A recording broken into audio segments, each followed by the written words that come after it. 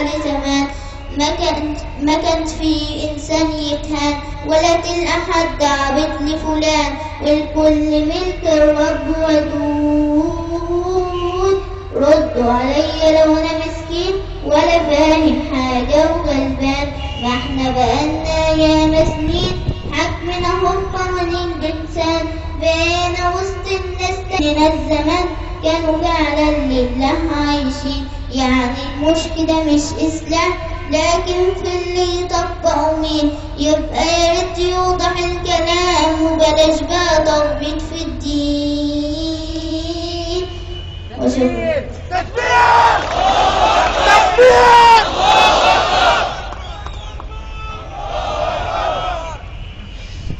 لا بد لكلمة الحق أن تظهر، ولا بد لبيان الحق أن يعم أرجاء الأرض كلها، وهذا دين الذين لله.